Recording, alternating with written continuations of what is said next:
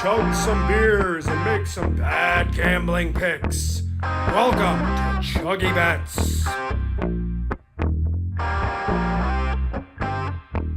Is Aston Villa really good, or is Everton really bad? Oh, buddy. I think it's a kind of combination of both. Like Aston Villa was what, like above like a top 8 team last year or somewhere around there, and Everton was fighting for relegation the whole time. DCL, like Calvert-Lewin or whatever, like he's made of whatever the same stuff Reece James is. It seems like where they're just like always hurt. He luckily came back in the game, but then he came right back out.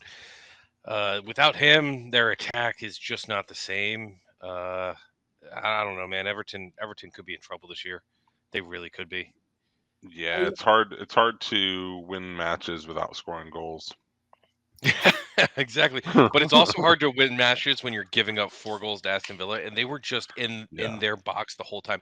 They were like just always inside their 18 the entire game. Everton was giving up penalties, but like, I mean, come on, like they those were obvious penalties, but they were like just doing anything to stop them from trying to score. It was a terrible game. Yeah, I agree with you. I don't think this Everton team is good enough, especially on the attacking side. They're freaking bad.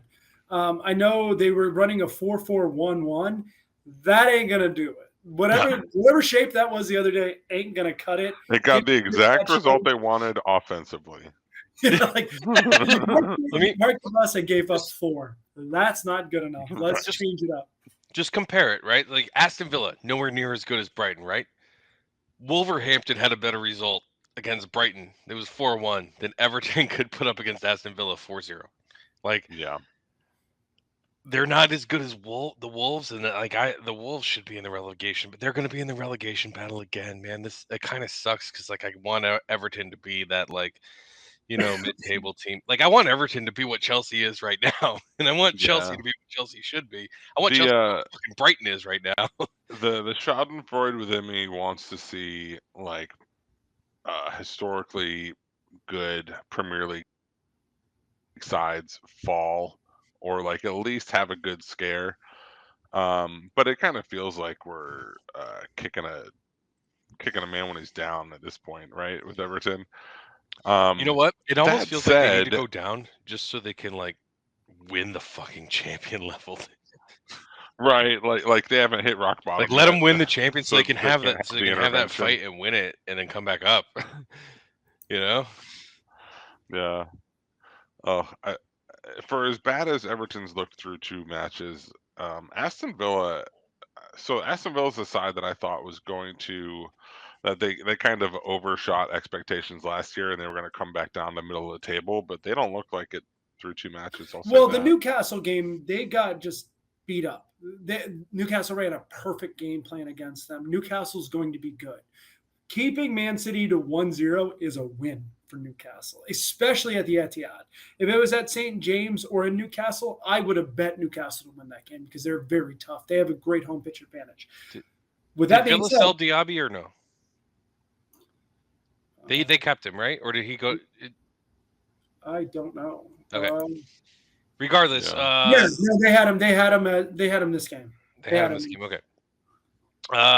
But like they got Matty Cash. I mean that's a good team, man. They got McGinn, Kamara. They got a lot of good players. I like Aston Villa. I think they have a legit shot to stay like competition for not Champions League, but competition for that 5-6.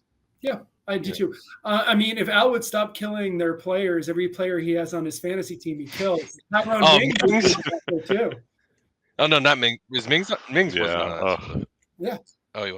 Okay. Yeah. So he still technically is, but he's not on my fantasy. So the team, a team that impressed me that I thought was kind of going to be dog shit this year was Tottenham. Look, Tottenham has been going through a lot of drama with the Harry Kane situation. That was alleviated. And I didn't think they were going to have attacking presence.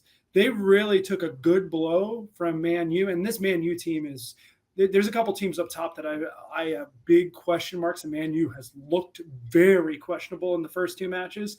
But Tottenham really controlled a lot of that game. And their attacking power was impressive. Postecoglou, the manager, I was skeptical at first. I've been pleased, right? A draw at Brighton isn't the greatest result, especially this draw at Brentford, excuse me, is not the greatest result. But I was impressed with them. I thought they looked a lot better. I kind of expected Man U to get right last game, and they didn't. Yeah, I also think there's probably a thought that Tottenham would come out in sort of a funk after losing Harry Kane, coming off a disappointing season, and then they just come out guns blazing, and I don't know. They put 4 in the net, which is not crazy, but it's really good, and it's when your top goal scorer of the past however many years is gone and not expected to have been gone. It's a net positive, obviously. And this is all being They said. replaced him with Richarlison. I mean, it wasn't like that's a big signing, Okay. and he's one of the best players on Brazil's team. He's you don't bad. think that dude sucks. They're doing this compared to Kane. No, man, he's bad. He's not very good. I like James. You watch him in the World Cup, man. He's doing World Cup. Yeah, I think Richarlison looked good in the World Cup. He just needs to get into form with this team. Everton. You let him play long enough with Son. He's going to figure it out. I like James Maddison. Kulusevski's fine. Papa Sarr has been fine. Everyone else looked good. They started a young team and they looked really good. The only problem the other day looked like Richarlison, and that could be a little bit of the Nico Jackson thing with Chelsea, where you're getting the touches, you're just not finishing the touches idea. And those touches will go in. If you give a guy long enough, they go in. Yeah. And sometimes you just got to see the first one. It's like a free throw shooter, right? For anyone who's not a soccer fan. Once you see the ball go through the net at one time, you're like, oh yeah, I remember how to do this. When you're in a cold streak, the shot starts to go in. So I do think he will correct it. That dude's been bad for Tottenham. Well, he was bad last year when Kane was there playing his position. I hope he proves me wrong. Actually, I hope he doesn't. Fuck him. Fuck Tottenham. Well, now that Kane's gone, I still really like Son, though. I wish they would. I love Son. I wish they would sell Son. Yeah. I like James Maddison. So I could get to hating Tottenham the way I'm supposed to. So is Brighton really good, or have they only played dog shit? No, Brighton's awesome, man. They just have a really well built team. Like Casado's gone, and they're just gonna have somebody else step right in there. I mean, Casado's their second best defensive midfielder because Gross is actually better. He's just 32, and nobody wants him. Stupinian is awesome too. They have a lot of great players, and I don't know where they're getting these players so cheap. They're scouting South America. Matoma and March. Yeah. And, dude, they're just all over the roster. They're yeah. I think this week is going to be a good indicator as to just how good Brentford is versus how bad their opposition has been, because they beat Wolves and Wolves and Luton. Brentford beat Fulham, I think. 4-1 each. No, I'm talking about Brighton. Okay. Yeah, but Chelsea plays Luton Town this week, and so if Chelsea is able to hang 4 goals on Luton Town, then maybe Chelsea, Brighton's star isn't quite as bright. But if Chelsea is able to only, we're hoping for a draw, bud. We're hoping for a draw. Not against Luton. We'll go back to that conversation in a second. I do think Brighton has an incredible amount of talent, and they're not starting some of their more talented players. João Pedro, I think, is going to be legitimately good. Gilmore's barely playing, man. Keep this name in your mind. Evan Ferguson. Evan Ferguson at the end of the year will have 10 goals, 12 goals for Brighton. You think? He's not starting yet. He is awesome. 18-year-old Irishman. He is supposed to be the future of their attack. Yeah. I know who you're talking about. Ferguson's supposed to be good. You're right. He's going to be really good. And they have Danny Welbeck up there, right? Yeah, so you think he's going to replace Welbeck or Enciso? Like They have a great system where all they do is João Pedro. They fleece Chelsea over and over again, and then we keep paying for these players, and it's like it doesn't matter. We got someone else that replaces it. Thank you for $250 million. That's it. That's how we do it. They just fleece Chelsea. Do you guys want to talk about Chelsea really quick? Brighton's team is just so loaded. I just love what they're doing. I wish I was rooting for Brighton instead of Chelsea. You I can can't. do I both, can't. bud. Except for 2 weeks a I year. guess I can. I like Brighton. Brighton's a team I mean, I watch them. I watch them and I root for them Yeah. because they're basically taking our players and playing with them better, and then we buy their players and play with them worse. Yeah. When we started betting soccer together, we always talked about how much we like Brighton, how they're undervalued by the books. Now the books have caught up. Is Brighton the team that's owned by the Yeah. guy who made all his money gambling? Yep. Yeah, that's my favorite team actually. I'm just gonna change right now. Yeah. I just ordered a Chelsea jersey from China, but Ooh. I'm just gonna order a Brighton jersey. I'm gonna get like let's see here. I got Matoma. I think Matoma's my You should get a Caicedo. You should get a Caicedo Caicedo Brighton. That's jersey from last year. It's a money jersey. nah. Matoma's my favorite guy on Brighton. So Oh. He's so fun to watch.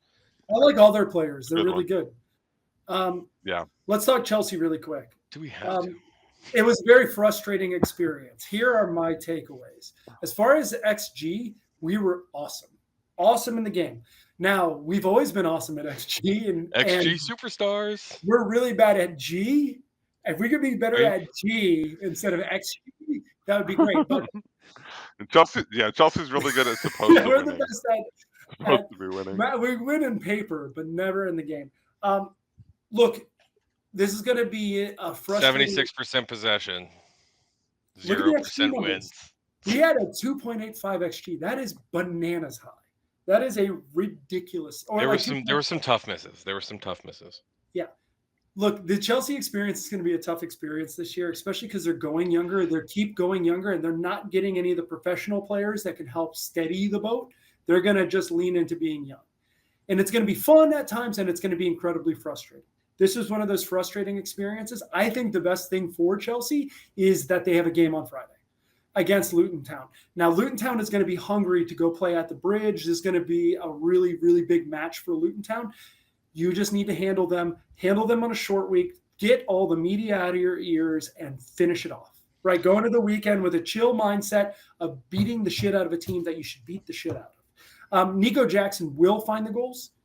He has been so close. You could tell he's a little nervy, but everything else he does on the pitch has been great. He doesn't seem nervy. He just seems like he's missing. Like, it's not like, I just feel like you just need to give him a couple seasons. Like, you know how Werner only got like half a season and then they were like, oh, we're done with him. Just give him 2 seasons and he's going to find it. Like, he's always in position and they're finding him. Just Jackson seems good. And he's helping other people get in position too, which is not something Werner was doing. Yeah, he's a willing passer, and his ability to take on the dribble was awesome. The hold-up play so good, yeah. I like him. The performance the other day, West Ham was like the master of the dark arts. That Paqueta guy, who, by the way, will likely be suspended soon because he's been gambling on European soccer, especially English soccer. Can they suspend him backwards for this game and not count all of his? As a heads up. I think he's going to get Ivan Toney'd. Let's put it that way. He's going to get the Ivan Toney treatment for betting on soccer. They just dark arted us and just were bigger. They just bigged us out of the lane. I mean, their first goal, what's his face? James Ward-Prowse? Yeah, no. Ward-Prowse literally pushed Gallagher out of the way and then headed it in. Like, what are you supposed to do? Gallagher's not like our biggest guy in the marking, but like he's okay to mark like on a corner there. He should be marking them, but that guy was huge. Ward-Prowse is huge, and he pushed him out of the way. They got to call that if you're going to push like that. They got to call it. If Chelsea had pushed somebody out of the way and then headed the goal in, that goal would be off the board. You know that's a fact. Yeah. So there are 2 questions I have that I want to tackle real quick before we wrap this up. One is I want your guys' lock bet this week. Give me one bet you like on the matches this week. And then second, I want you to tell me one team you think is a lock to make Champions League and one team you think is a lock to drop at this moment. I'm going to say the lock to make Champions League is Manchester City. I know that's more yeah, well, it's probably going to be that way the whole season, right? But, I want to track this a little bit, right? So, Man City for Matt. Danny, you got anything exciting anything exciting besides Man City you want to take for who's staying in the Champions? No, if I only have to pick one team, it's City. You want to make this more interesting, you're going to have to make better rules. But I get it. All right, let's pick one team that's dropping. Luton Town. That'd be my guess. They literally don't even have a stadium to play in. Yeah, they had to cancel the game this week because they don't have a home stadium. They have to make up the Burnley match in the future. So they're at the bottom of the table with one match. Luton Town's a tough one. I'm scared for Fulham. I'm legit scared for Fulham. I know. They had a good season. Yeah, man, they don't have Mitrovic. Who is going to score goals? Like, he is a great equalizer on that team. They have Dekadorva Reed, and they have a few other good players. I love Willian, but I just don't think it's going to end up well for them. I think the bottom of the table is going to be really exciting to watch for all the wrong reasons. But I would guess Luton Town too.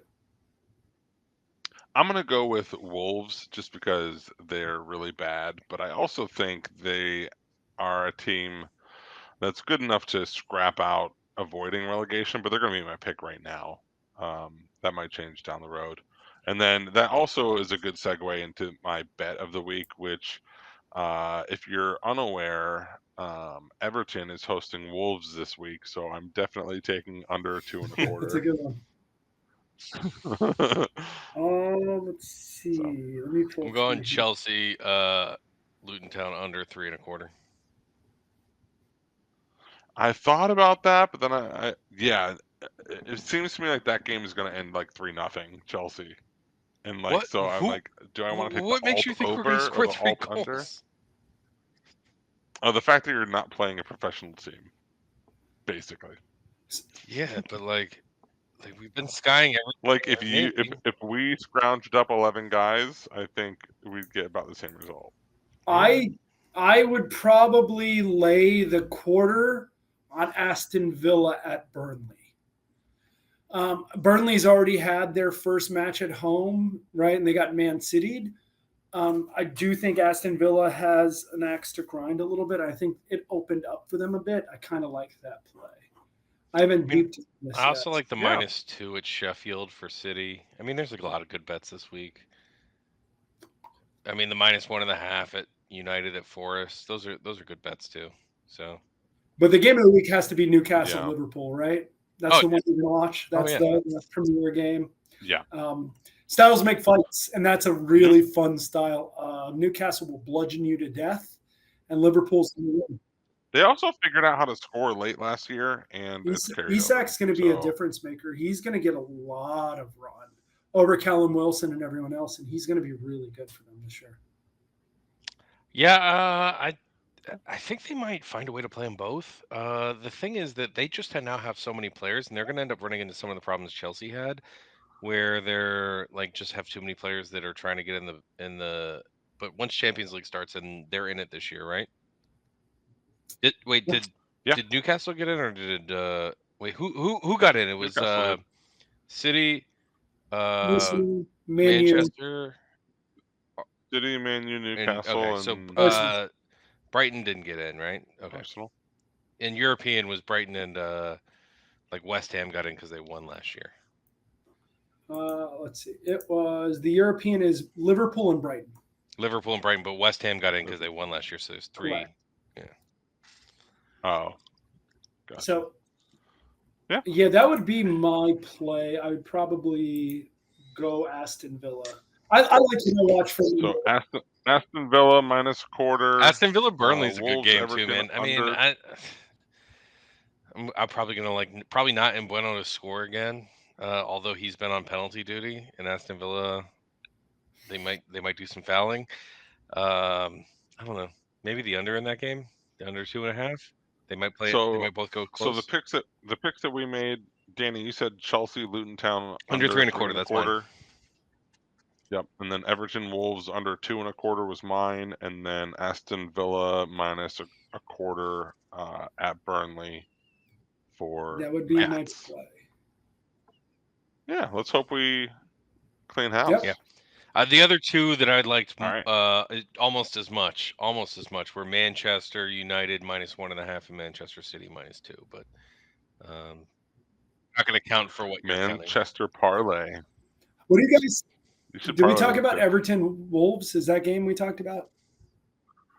Yeah, well, I just said I like the under in that one because I think those two teams through 4 matches total have combined for. Can you have both teams to score. Although they've given up 10, I think. So. Both teams not to score is what I'm going with. 0-0.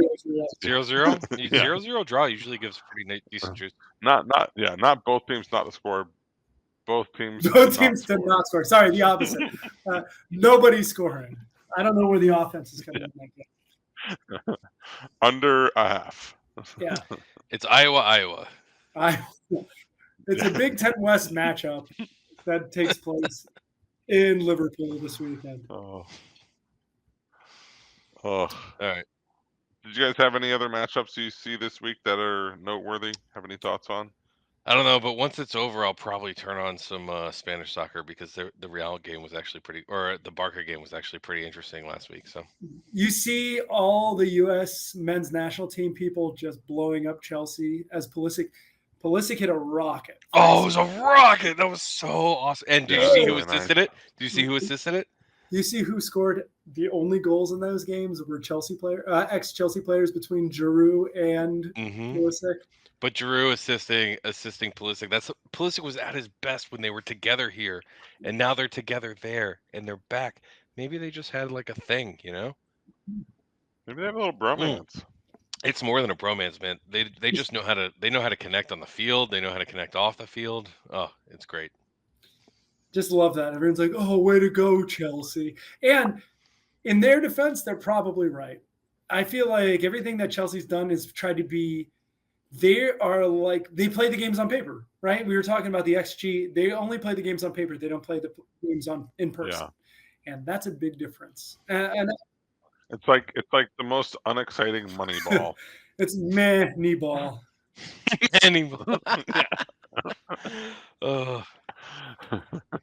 Moneyball was actually exciting in baseball. The early Moneyball, like, where like they would walk. How very uninteresting. Like walks weren't exciting, but like Manny Ramirez was fun to watch. That was part of Moneyball. Yeah, he's the best. Like Brighton is moneyballing accurately, and Chelsea is moneyballing like balling backwards. Many balling backwards. They're like they're spending Moneyball. So like. I don't understand why it's not working. I got a quick take I got to put out here, okay?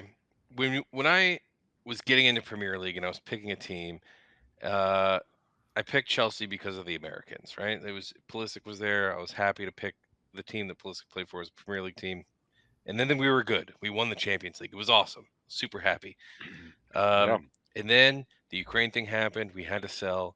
And the Dodgers owner, who's like smart money, he's like using the smart stuff while he's also spending money, comes in. I was like super happy to get him. But then he comes to the Premier League, and it turns out he wasn't the lead owner for the Dodgers. He was actually just the fucking Mets style owner when he gets here, because he's just going to spend money the worst way possible and then sell them at a loss immediately or keep them on the roster because he fucking has to based on rules. We're the Mets now. We're the Mets of the Premier League. Fucking. Oh, it makes me so fucking mad. He turned us into the goddamn Mets, and in like 3 months too. Like not even like almost like the war's been going on for a while, Al. It's more than 3 months, but. So there's a joke about the Mets. Like 8 months. The worst part about being a Mets fan is April to September, and it feels a lot like that, right? I live great in the off season, but April through September is the worst part of being a Mets fan. It's similar to being a Chelsea fan right now. Look, they're trying to do the Dodgers thing where you invest in talent, you sell that talent because you have young talent behind them. It's essentially what Brighton's doing, but at a much lower cost point. Right? If you get these guys at a young age and you have them these big contracts, you're gonna who the fuck are we selling them to? Like Brighton doesn't have the expectations, so they look good doing it. Whereas Chelsea Chelsea fans are expecting Champions League at least, and they're coming up middle of the table. Selling these people to nothing. It hasn't worked so far, right? But the idea. We've got the that's why they got Strasbourg.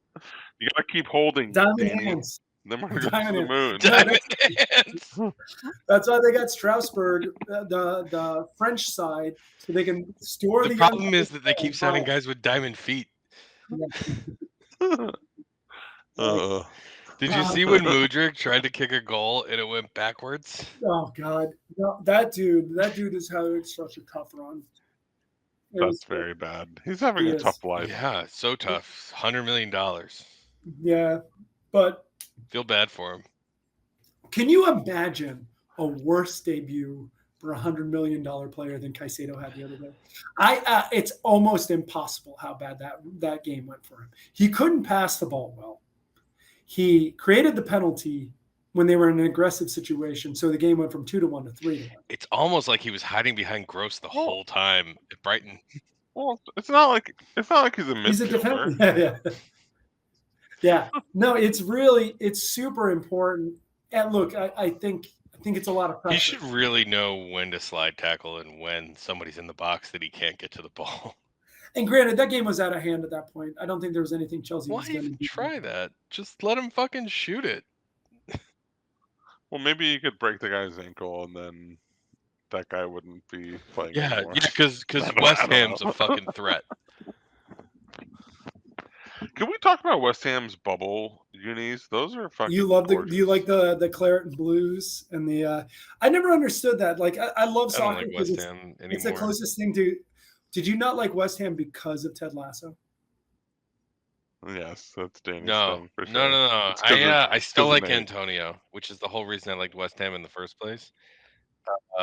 Also, the goal he scored was fucking awesome. The way he fucking just went by our entire defense. He got Silva out of position and then just went by Caldwell like he was an amateur, like he was a child. And then you're wrong. It was Disasi. He fooled him twice. No. You're missing this. He went by Caldwell like he was a child, and then Disasi got in position, and then he had to dribble around him a little bit like he was a professional soccer player and shoot around him. But Caldwell just kind of was like, I don't even know how to play. I might as well be like a 6-year-old. I'm basically an academy grad who never learned how to play in the Premier League. He played for Brighton last year. He was great. As a heads up. He was loaned out to Brighton last year. They wanted him because he was really good there. Well, so far he has been a disaster. No, I'm saying Colwell. Yeah, Colwell has been a disaster in Chelsea. He really has not been good for us. No. Neither is Disasi. But why are our bodies? What's up with the medical squad? I'm sorry, this is like Chelsea conversation, but our bodies are built like crunchy tacos, right? As soon as anything, like you drop them a little bit, they just like start shattering everywhere. And I'm done with that shit. Do we have a medical squad? Is there like a strength and conditioning program? Because I would.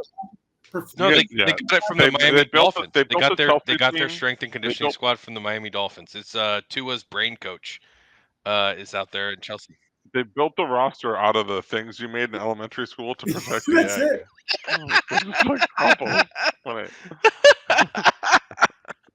Honestly, we just keep signing guys that are injury prone, so like they keep getting hurt. It's like it's that simple. Yeah. Guys, is Cuckoo injury prone? Oh, that was just that field they played in Chicago. No one should ever have to play in that. That was the worst soccer pitch I've ever seen. That was like an embarrassment to grass.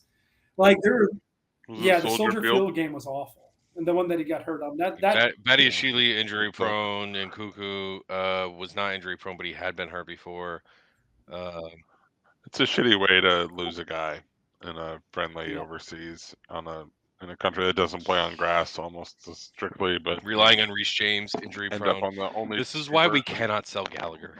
We just can't because he just never gets hurt. Knock on wood. I don't have to. You know what? Gallagher's never getting hurt because he's never cutting that hair. He's not a fucking idiot like Texas quarterback Quinn Ewers. Yeah. And on that note, stupid. Well, it's been a pleasure talking. We did it. That's it. Gentlemen, Premier League. Did you guys ever chug a beer? No. I drank my beer, but we'll chug one. Good night, Kent. Yeah, good night, anyone who listens to this. Good night, Ken. That's a good one. Good night, John Boy. Ken. Only Ken. And John Boy.